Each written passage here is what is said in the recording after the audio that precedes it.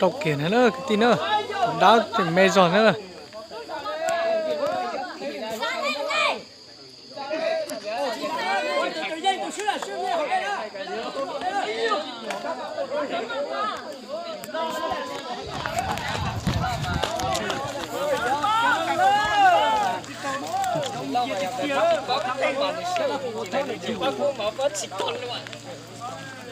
Cái này bó là cái này. Cái đâu chịu là lục chịu đây là đâu Cho thì cho là lục của bó là mà. Lục của bó chứ. Lục của bó mà. à tôi đã chỉ bắt cú lên này giờ bao bằng cầu cho này Nhìn là cái phe thì con thổ chỉ lo. đấy xong đấy chỉ đeo Lợi nhìn của đâu của cái con chỉ lo mà lục của phe đó. nhanh bao lên bao mà kiếm cầu cho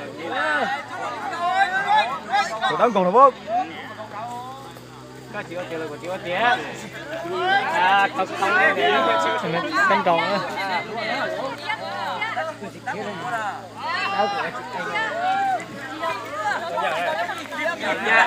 Tụi đúc cũng à.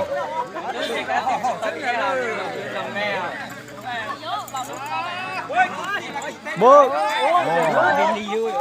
đúng rồi giờ chào nào to Chỉ có nông này đó, mày túi nữa.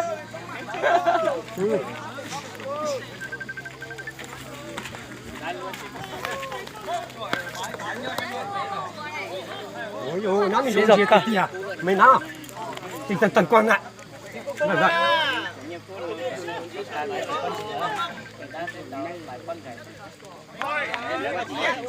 Kia là Nó nhiều quá, lường chéo. lúc thua thế nào? Lúc thua thế nào? Sao cũng thế nữa à?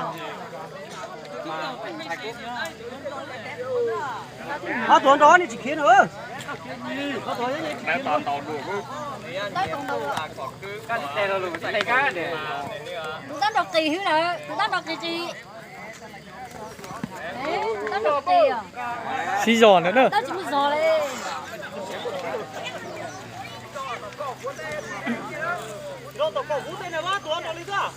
À, bé thì hai tỷ gì cứ chỉ mua cỏ phút là chỉ phút ra tao ra. đầu măng chỉ đầu tiề mà Chỉ cho tụi ta nó thấy gì vậy? Lúc giờ chỉ mua nè. Ta lúc giờ này. đây giờ cho tao nó chỉ tao mà xếp Chú đẹp. Chú trời, xanh này. nó tao mà tao xếp Ta lúc này.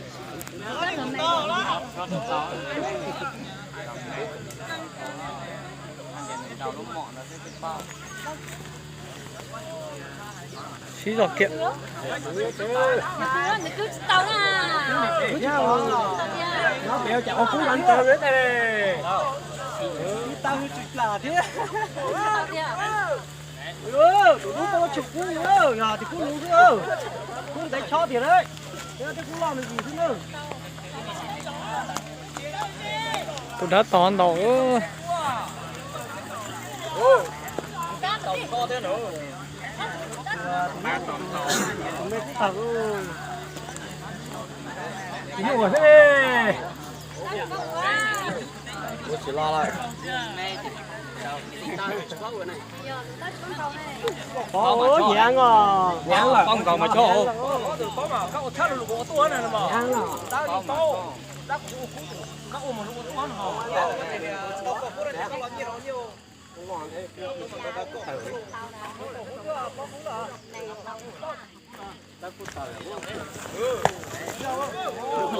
xí giòn cỡ rồi Đấy, thì tụi xếp khỏe. Nó từ đó. Này hát là chính nữa. Con này sẽ rồi cái này cái này chỉ tật xe đi. Cái tiền nó. to nhá này chè tụi cứ lui dây luôn Hai nè đúng là nó cả tiền lẻ có chỉ thấp thôi nữa. mình dạy tiền rồi chứ mua xe này luôn Tụi tao của ta chủ. Nó sức đó. Từ từ nhanh lại nữa. Tụi tao là giống xe luôn.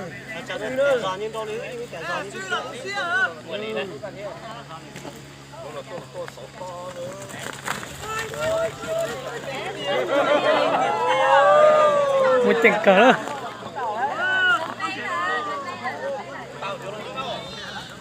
đã toàn đầu giỏ tụi đứa thì chỉ to nè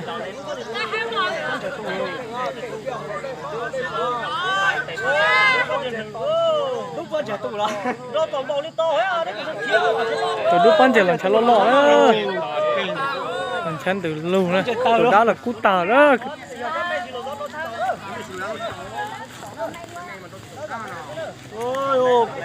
đã cú tàu luôn tàu ơi đã cú tàu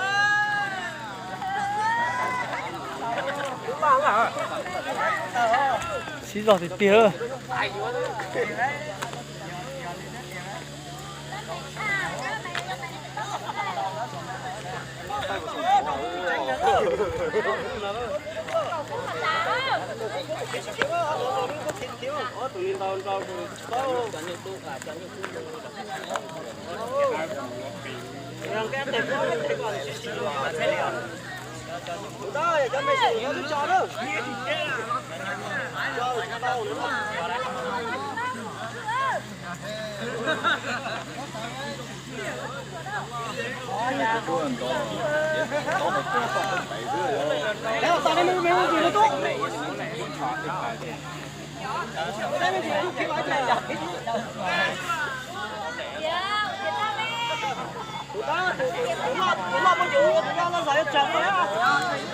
tụi đúng lọt xe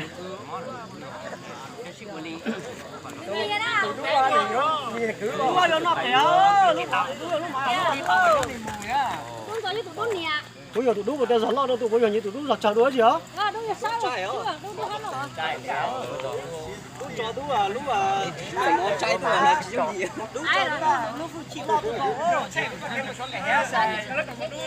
bao ta đâu chỉ đầu thiên nhiều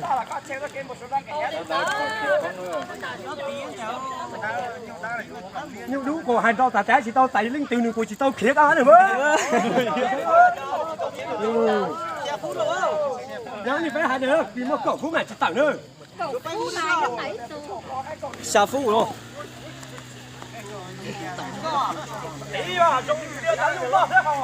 ô cha lòng tao rồi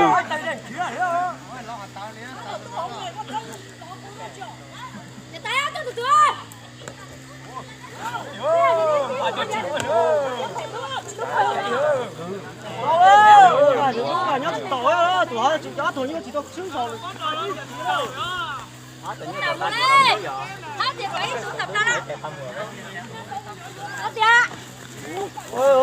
Nguyệt cho tiền nữa. Ô, lót đây hả ơi.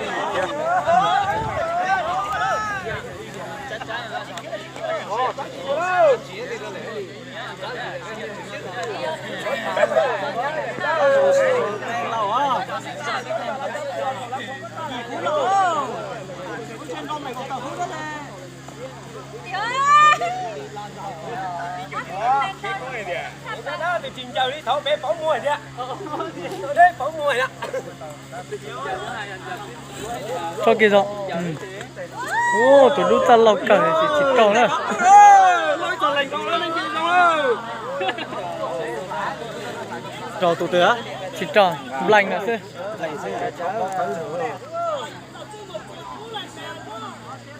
Tụi đúng là tụi cú chỉ có hái à. Cú lú giòn thế này. Ôi yo.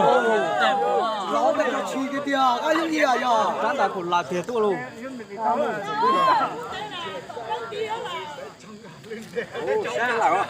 Sai nè.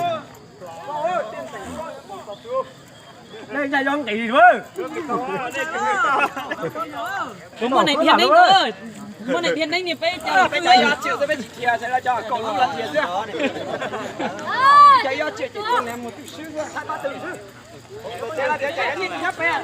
Em một chút xíu. Ồ.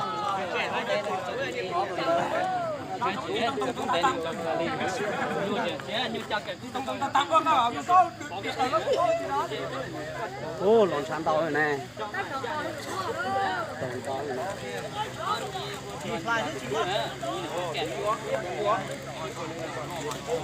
Nó còn tặng đó.